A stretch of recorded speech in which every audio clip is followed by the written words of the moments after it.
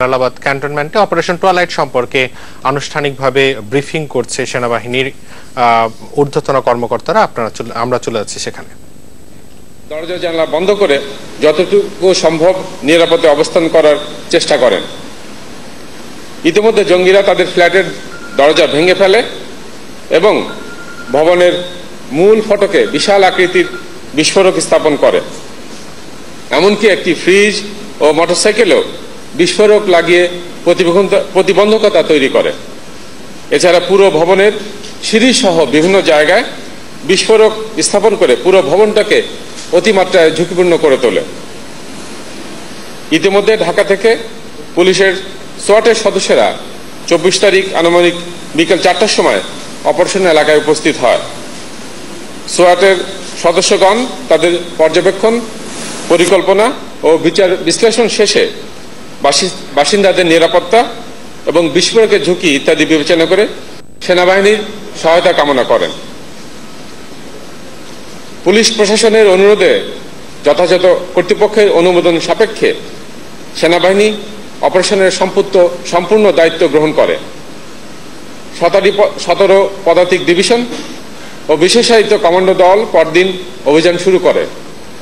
উপস্থিত পুলিশ বাহিনীর নিকট থেকে জানা যায় যে ভবনের নিচতলায় 3 জন পুরুষ ও 1 জন মহিলা সহ মোট 4 জন জঙ্গি বিপুল পরিমাণ বিস্ফোরক সহ অবস্থান করছে। মাননীয় প্রধানমন্ত্রী সুনির্দিষ্ট দিক নির্দেশনার আলোকে সেনাবাহিনী অপারেশন পরিকল্পনা প্রণয়ন করে। অপারেশনে মূলত 2টি প্রায়োরিটি নির্ধারণ করা হয়। প্রথমত, ভবনের বাসিন্দাদের নিরাপত্তা নিশ্চিত করা এবং দ্বিতীয়ত, জঙ্গিদের নির্মূল করা। অপারেশনের প্রথম পর্বটি ছিল সবচেয়ে ঝুঁকিপূর্ণ।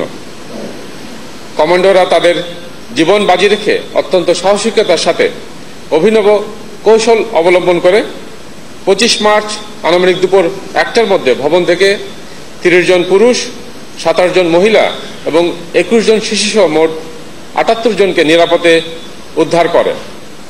মহান আল্লাহ তাআলার অশেষ রহমত ও দেশবাসীর দোয়ায় এই পর্বটি অত্যন্ত সফলভাবে শেষ হয়।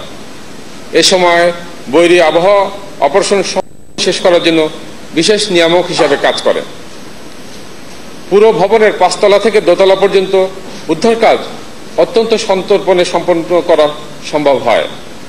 তবে নিচতলার উদ্ধার কাজ ছিল সবচেয়ে ঝুঁকিপূর্ণ। কমান্ডো সদস্যরা অত্যন্ত সাহসিকতার সাথে অভিনব পন্থা অবলম্বন করে তাদের এই নিচতলার সকল সদস্যকে বা সকল বাসিন্দাকে অত্যন্ত নিরাপদে সরিয়ে আনে। দর্শক, আমরা ছিলাম জালালাবাদে। সেখানে অপারেশন টুয়ালাইট নিয়ে বিবৃতি দিচ্ছিলেন সেনাবাহিনীর ঊর্ধ্বতন কর্মকর্তা। আবারও চলে যেতে যায় শ্রীলঙ্কা বাংলাদেশ ওয়ানডে সিরিজে। আপনাদেরকে নিয়ে যাবে এই মুহূর্তে ডাম্বুলা রানগির স্টেডিয়ামে। এই ম্যাচটি কভার করছেন আমাদের সহকর্মী ফয়সাল তিতুমির। বৃষ্টির কারণে আগেই জানিয়েছি বাংলাদেশের ইনিংসের খেলা শুরু হয়নি।